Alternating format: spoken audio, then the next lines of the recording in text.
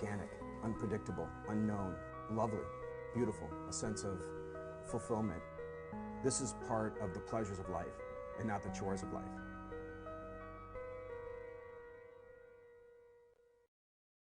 Coming up on Daily Iowan TV, the road construction around Iowa City has not died down. Tonight, see how it's affecting drivers. And although there were fewer alcohol violations for the second Hawkeye game day, there was still trouble in the downtown area. More details coming up. And in sports, we have all the coverage you need about wrestling being reinstated into the Olympics. All that and much more next. Daily Iowan TV is ready to go. I'm Tom Brokaw. For more than 100 years now, the University of Iowa community has been waking up to the Daily Iowan. Today, it's the largest newsroom in eastern Iowa. And now you can see the news every night on Daily Iowan TV and get it anytime worldwide at dailyiowan.com.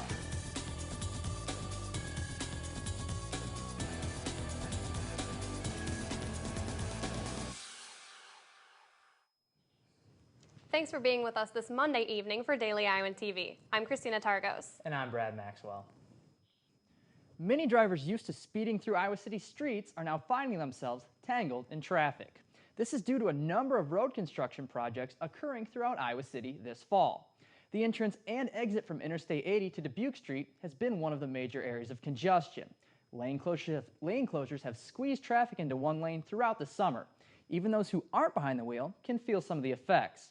Samuel Kennan has driven for Pink's Taxi since the company started.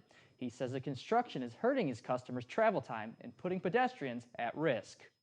Well, it's very difficult to safely drive with all the construction. It affects the times that we have to go and pick people up. It affects the safety of the workers. You know, I got to keep track of them. Construction crews originally planned to finish the Dubuque Street ramp project sometime this year, but heavy traffic from students and football games caused crews to delay the project until sometime next year.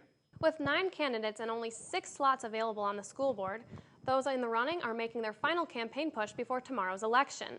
Here's the rundown on the 9 candidates. Tuette DeReer says she wants to remove the barriers between the children, parents, and staff in the school system. Carla Cook wants to see a second term in order to implement the district's new diversity policy.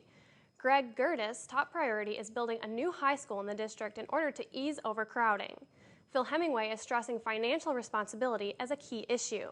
Brian Kirschling wants to ensure equal opportunities for all students. Chris Lynch wants to go back to the basics and strictly focus on education and programming. Jason Lewis is most concerned about equity in the schools. Jim Tate is strongly advocating for the return of vocational programs in the Iowa City schools. And Sarah Barron says she is focusing on advocating for each individual child. The Iowa City School District is the 5th largest school district in the state. With the extreme heat over the past 2 weeks, Daily Iowa TV looked into the university's energy saving plan with Mid-American Energy. Between June 1st and September 30th, the university may be asked to reduce their electrical usage during peak demand times. Generally, the conditions for curtailment are extremely hot weather, usually 90 degrees or higher. The agreement also allows Mid-American Energy to restrict the university's power usage up to 16 times between June 1st and September 30th. The potential savings to the university for participating in this program is over $700,000. Last summer, when temperatures reached record-setting highs, the university participated in 7 curtailments. Although the second game day had fewer alcohol violations, there was still trouble near the downtown area. Around 11:30 p.m. Saturday night, the Iowa City police officers received complaints of a naked man walking around the area of 1100 Jefferson Street. Police found the man, 55-year-old Alan J. Ryan, asleep on the porch of a Jefferson Street home. Police said when they woke the man, he could not give an explanation of what he had been doing that night or why he was walking around naked. He was charged with public intoxication. And much more still coming your way on Daily Iowan TV. And in sports, we'll catch you up on other Hawkeye sports you may have missed this weekend with the Whip Around. And we'll have your top political headlines coming up in Political Alert. But first, we'll hand it off to Daily Iowan TV's Marissa Mahalik, for your weather forecast. The intense heat caused many Iowa school districts to dismiss classes early today. Marissa, should we prepare for the same conditions tomorrow? Well, it sure was hot today, and it will be again tomorrow. So early school dismissals may be a possibility. Tomorrow, we will start off the day at 71 degrees. By the time afternoon rolls around, it will be 93 degrees. And tomorrow evening will be 95 degrees. So again, it will be pretty hot out. Looking ahead to the rest of the week, Wednesday will be 88 degrees with a 30% chance of thunderstorms. Thursday will be 85 degrees and partly cloudy. The weekend should then cool up. Friday will be 74 degrees and sunny. Saturday will be 74 degrees and partly cloudy. And Sunday will be 75 degrees with a 40% chance of thunderstorms. So towards the end of the week, we should see a bit of a relief from this heat. Brad and Christina, that's all I have for weather tonight. Back to you two at the desk. Thanks for that, Marissa. And now we'll hand it over to Daily Iowan TV's Reed Chandler for this week's edition of Political Alert. Thanks, Brad and Christina. Welcome back to Political Alert. We've got a rundown of this week's top political headlines in Iowa right for you right here. Iowa Governor Terry Branstad is currently getting a taste of Japan while visiting the capital of the nation this week for the annual Midwest U.S.-Japan Association meeting. The organization focuses on strengthening economic relations between the Midwest and Japan, and Branstad told reporters Monday in a conference call that the meeting will be held in Des Moines next year. That'll introduce hundreds of Japanese business owners to the state capital. And a shakeup in Iowa politics. Governor Branstad announced last Wednesday he would be reappointing former State Senator Larry Noble back to guide the Iowa Department of Public Safety after accepting the resignation of K. Brian London last week. And in other political role switch-ups, Governor Branstad's Chief of Staff, Jeff Boink, announced he will be stepping down at the end of this week. He served as Branstad's campaign manager in the 2009-2010 campaign and has been on his team ever since. He says he'll be taking a new job in the private sector, but he still plans on working on Branstad's campaign for re-election in 2014. And news a little closer to home, Coralville Mayor Jim Fawcett announced at the end of August he will not be seeking re-election this year. The 81-year-old served as a member of Coralville's City Council for 18 years before serving as mayor starting in 1996. The filing period for mayoral and city council candidates runs through September 19th. One candidate is already confirmed for the slot. That's a wrap for this week's Political Alert. Back to you guys. Big news for wrestling fans. Wrestling is back in the Olympics. Let's toss it over to the sports desk for all your latest information.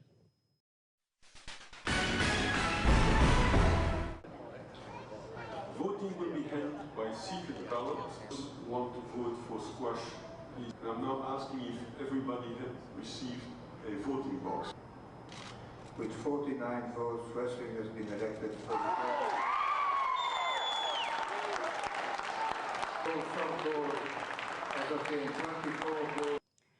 Hi guys, welcome back to the Daily Iowan TV Sports Studio. Iowa and the rest of the international wrestling community is buzzing over the reinstatement of wrestling back into the Olympic Games.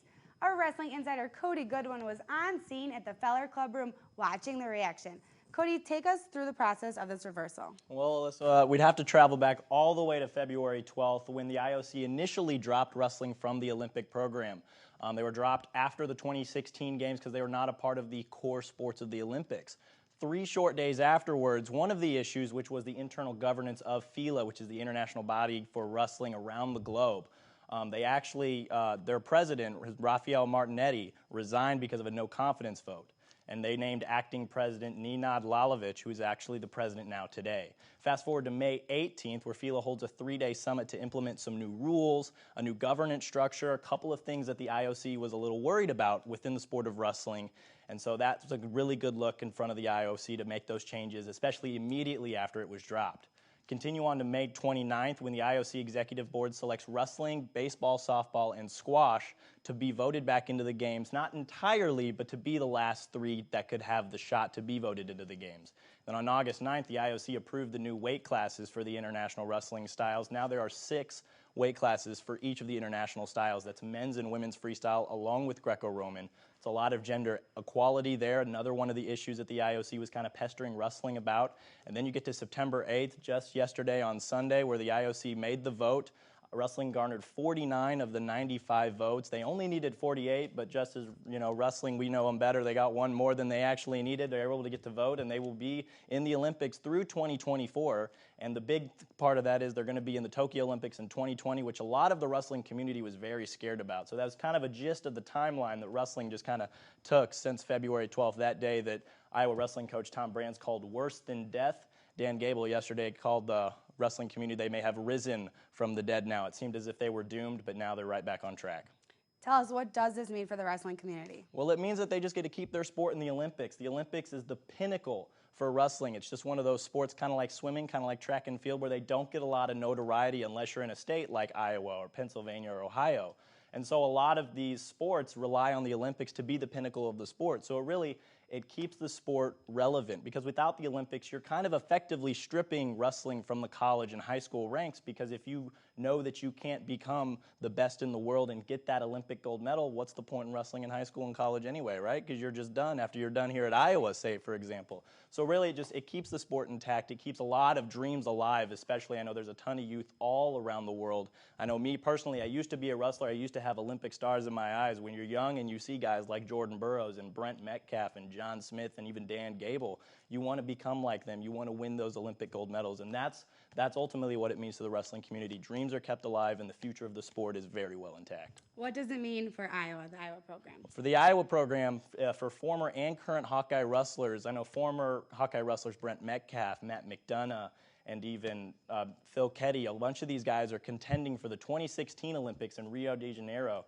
down in Brazil. It's going to be here in a few years, and I know those guys are contending. Brent Metcalf is actually preparing for the World Championships later this month. He qualified after qualifying for the World Team Trials not too long ago, earlier this summer. And so it keeps the dream intact for them, and even for current wrestlers like Thomas Gilman and Tony Ramos and even Mike Evans and Corey Clark, it keeps that dream intact, because Iowa has a wrestling team here that participates in men's freestyle and women's freestyle and Greco-Roman. It's called the Hawkeye Wrestling Club, and that's definitely where a lot of the college guys go once they're done wrestling for Tom Brands and company, to keep wrestling freestyle, to keep wrestling in the international ranks, and to eventually get to the Olympics and win that gold medal. Okay, well, thank you for that, Cody. Very insightful. Lots of other Olympic sports were in action this past weekend, and we have you covered. Let's toss it over to Danny Payne and company for this Monday's edition of the Whip Around. Thanks, Alyssa, and welcome to Monday evening's edition of the Whip Around. I'm Danny Payne, reporting here from a very hot Grant Field, where this weekend the Hawkeyes hosted the Big Ten ACC Challenge. Iowa kicked off the action Saturday, defeating number 18 Wake Forest by a score of 2-0, and then played again on Sunday, losing to number 1 North Carolina 3-1. However, the Hawkeyes did play very well in the second half. Now, for more on Iowa soccer, let's send it over to Jalen Sochak, who's standing by. Jalen? Thank you, Danny. The Iowa women's soccer team has yet to ease up this season, extending their winning streak to 6 games. This past weekend, the Hawks blanked both Iowa State and Wright State, marking their 4th straight shutout and 5th of the season. Sophomore goalkeeper Hannah Clark has only allowed a single goal in the past 6 matches to slip past her way. And now we'll toss it off to Taylor Axelson with the latest about the women's volleyball team. Taylor? Thanks, Jalen. The University of Iowa volleyball team ended up getting 2nd place at the Valpo Popcorn Classic this past weekend after they fell short to the host team, Valparaiso. The good news is the ladies are finally coming home this weekend to take part in the Hawkeye Challenge, and they will be playing Drake, Ball State, Western Illinois, and UIC. That's it for the Monday evening whip around. Alyssa, back to you in the studio. Thanks for that, guys. Finally, a quick look at the new AP Top 25 rankings that were released yesterday. Alabama and Oregon remain 1, 2 in the rankings as Clemson jumps to number 3, dropping Ohio State to number 4. Other Big Ten schools in the top 25 include Michigan jumping up to number 11, Northwestern moving up to number 17, Wisconsin sliding up to 20, and Nebraska dropping to 23. Well, that's all I have for you guys today. Tune in tomorrow for coverage of Kirk Ferentz's weekly press conference. For now, back to you guys at the desk. Daily Iowan TV is the only place to see what's going to be in Tuesday morning's Daily Iowan. Check out a profile story on the new interim director of UI Fraternity and Sorority Life and what he would like to see in the future. Check out the results of the board elections. And the Iowa City Fire Department is one of the 3 accredited departments in the state of Iowa. Find out which departments are not accredited. That's your latest edition of Daily Iowan TV. Be sure to check us out at the same time tomorrow or anytime online at dailyiowan.com. Thanks for watching and have a great night.